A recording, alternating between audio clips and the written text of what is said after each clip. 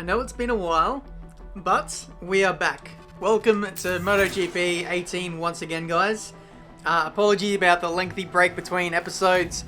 I just have to balance F1 2006 with other career mode series that I've got going at the moment. But if you guys want to see this series continue, make sure you smash the like button, and I will do that once I get back from the UK. So, here we are. I think we're in Moto 3 at the moment. I think we did like one, maybe two episodes in that series. Believe we got a race win? Did we get a race win? Yes, we did. Yeah, we're in first place, so looking pretty good at the moment. We need to have a look at R&D and development. So we have 7,000 resource points to spend. Let's go for power. Probably not the greatest idea in the world. Probably should have gone for traction. And I think everything costs the same, essentially. 3.9k resource points. So we can't do anything until we probably do another race weekend. So let's do that now and get back in the groove with this game. Oh, I've lost my controller. We're off to a good start. Hello from Austin. The engines are starting to roar and the riders are getting ready. The qualifying session is about to begin. It's been a long day without you, my cuz. And I'll be honest, I've actually forgotten your name. I think it's Dave. Am I right? Dave? Okay, whatever. We're at the US Grand Prix. Yeah. What? It says Sepang International Circuit? I thought we were at Austin. Yeah, that's a glitch. Let's get out there and find out what track we are actually at. There is movement in the pit. The mechanics are preparing the bike and the rider seems very focused. We'll see if he can improve his time. It says Sepang. Like, do these guys just... Okay, this is definitely not Sepang.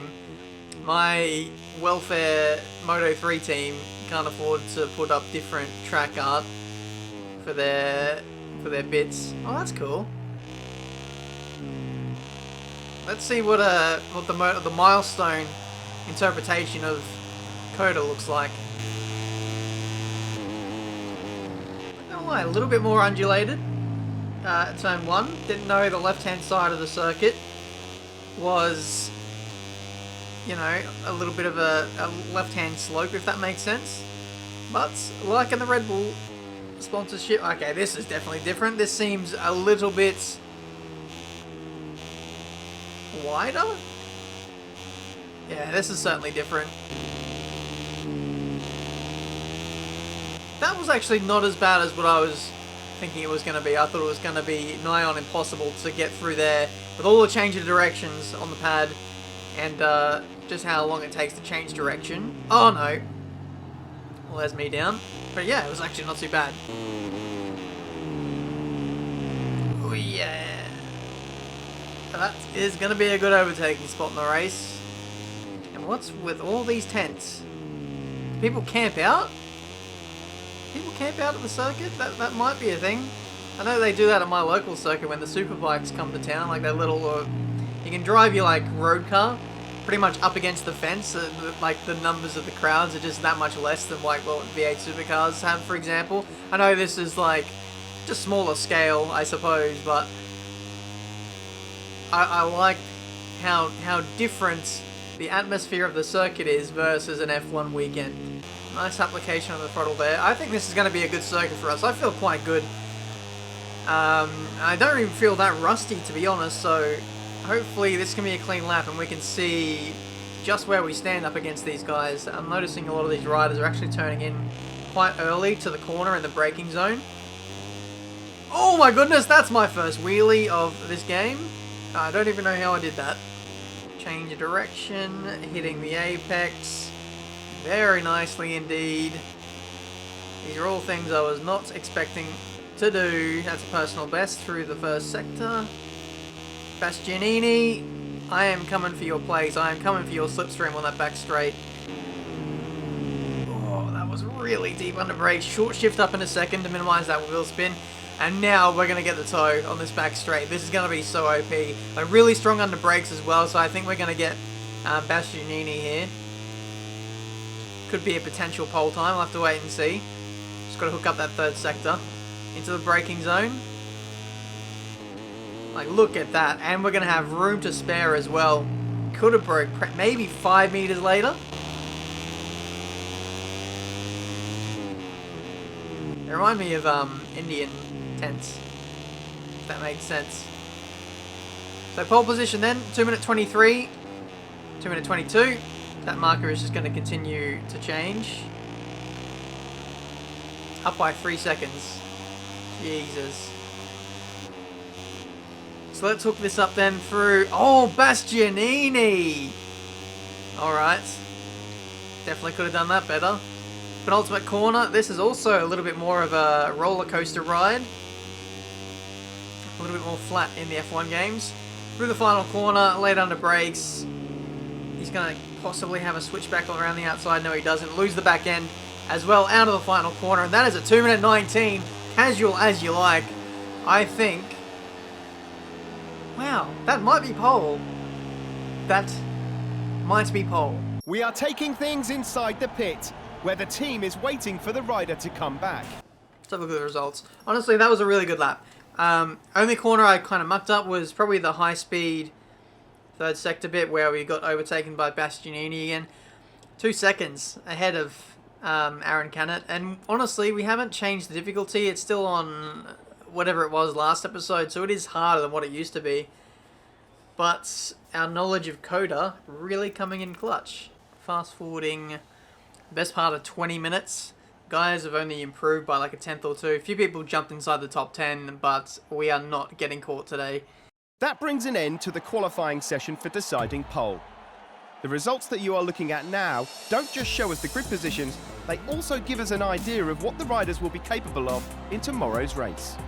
Awesome. P1, yeah, 1.8 seconds in the end to Aaron Canet. Bastianini, who looked pretty pacey, even though when we were following him, 9th place. We did get the slipstream on that back straight, which, you know, did probably count for a lot. I imagine in the race is going to be a little bit closer, so we'll have to keep our wits about us and make sure we nail that third sector a little better than what we did on a pole lap. But all in all, great start to the weekend. Let's go to the race. Oh no. Oh guys, I've made a crucial error. I have forgotten to change the tyre compound to medium. So as we get ready to start this race, tyre wear could well come into this. Away we go. I can't believe I've forgotten to do that. But hopefully with the pace we have, that should be enough for us to get through in this race. Not a great start, drop down to P3. We'll see if we can hold around the outside of a couple of these guys. Not bad. Even Canet losing his place to P3. I'm sorry about that. I probably shouldn't have done that. Didn't mean to. But that's probably my rust coming into it a little bit. So hopefully the racecraft is alright. Martin, what are you doing, fella? You're so slow through the chicanes. It's probably worth mentioning as well, like, shout out to the team as well for getting us that power upgrade to the engine. I'm assuming it goes on the bike straight away. But that certainly has made a difference to our performance for sure. Oh! Almost lost it all there. That was quite scary. When you lose the back end like that, you just gotta bleed off the brakes a little bit. Almost like trail braking into the corner. It's the fastest way to approach a corner anyway, and it also gets you out of trouble in scenarios like that. But we're in the slipstream here. George Martin, he's got pretty beastly straight line speed, so... Wow, okay. Very early under brakes for both of us. Corner cut. We're away. No, yeah, I had a feeling you would do that. Alright, let's see if we can manage this well. Lifting off, try and hit this apex here, and then smooth on the power on exit. Yeah, we're just understeering wide. That's a warning. So maybe I need to take an even later line in just to get that punchy exit. We'll have to wait and see. But anyway, through the final corner, Jorge Martin gets the lead of the Grand Prix. Did I say George Martin? I'm sorry. I forgot about Spanish names. But here we go. Drag race. See if we can get some side toe. We are slightly better in a straight line. But like I said, on that back straight, we were making... Oh my goodness! No inroads. Okay, come on. Jorge. Oh no, this is a tight and shallow line. I've completely ruined this section of the circuit up. And when you like snuff up one part of Coda's quick chicanes, it ruins your whole run and flow for the rest of it. It's one of the most unforgiving sections of racetrack I've ever raced on, surprisingly. And so we were on the back of Jorge there, and now we're under pressure from the guy in third place. That's just how much of an impact it has. But hopefully we're within striking distance to again lunge this guy into the next braking zone. That is a great exit. Amazing exit. See, normally slow speed stuff, that's our weakness, but these hairpins seem to be coming in absolutely clutch for us. Jorge trying to break that slipstream. See if we can well, of course we're going to outbrake him, but can we pull it up? That's going to be the question. Oh no. Oh no. Oh no.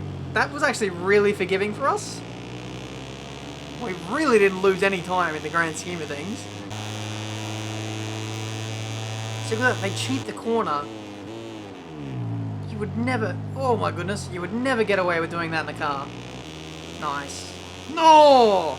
Jesus Christ.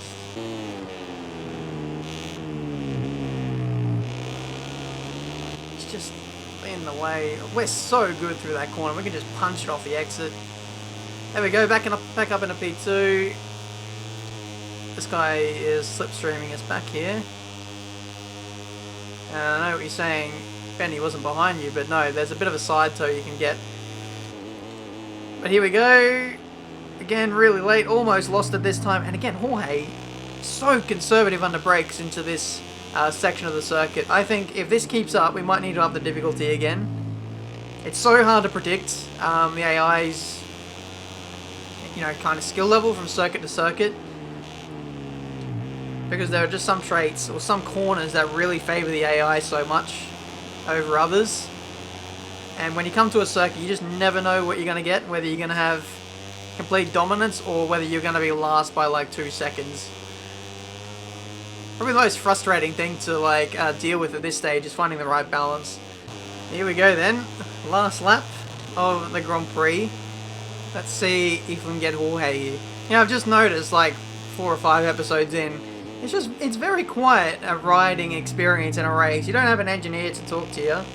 It's actually quite calming. I just have myself and no interference from the outside world. That's up the inside. That's, oh my goodness, too shallow in. And I think Jorge might be getting me back here. I can't tell. I looked back and that's completely screwed up my run.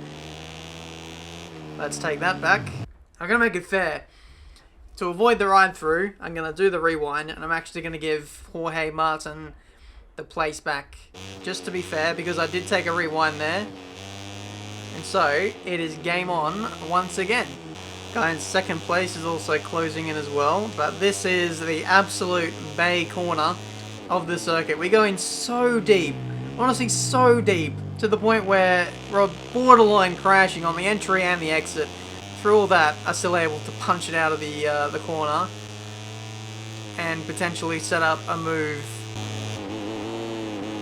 Oh my god, Jorge, you're just braking so early into that corner. It was probably inevitable he was going to get me back there, but there was at least like 10 bike lengths between the two of us into that braking zone, and we still got him into the corner. Alright, let's instead of analysing the race, let's actually just focus on still winning the race because it's still going here. Couple corners to go. This is for the victory of the US GP. I'm actually braking in the middle of that corner. That's also not a great way to take it. This third sector really does let me down here, and despite all the pace we have, we might potentially lose this race. Maybe. Up the inside! Oh my goodness. Grandstand finish. We've absolutely stolen it. And Jorge Martin will be absolutely kicking himself that he threw away that one at the dying stages. What a race. What a race. Get in. The Parc Fermé is starting to fill up with the stars of the race. Let's take a look at a graphic of the official results of the just finished Moto3 race. So if you look at that, that is probably more of a true indication of how good the AI were. Jorge Martin did like, what, a 21 in qualifying in the race. With my slipstream, he then does a 19.7 for the fastest lap of the race. So we got lucky in qualifying with that pole lap, not gonna lie, but we still had the pace in the race to back it up. Another Grand Prix victory. Holy hell.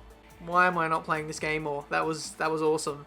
Championship lead, 6 points, extending the gap ever so slightly over Jorge Martin, who now slots himself in a second place over Aaron Canet. I think he got third place in the end there. That still was not good enough to maintain second in the driver's standings, so unfortunate for him. Do we have constructors standings?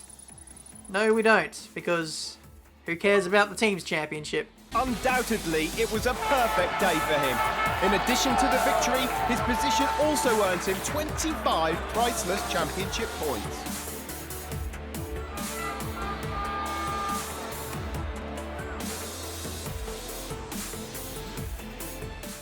And now we have 8,500 resource points. So let's have a look at what we can spend. Let's have a look at the frame. What can we have a look at here? This option increases the rate of descent of the bike when cornering. Stiffness. Ooh, that could be interesting. That could very well be interesting. We've gone for more power at the start of this episode.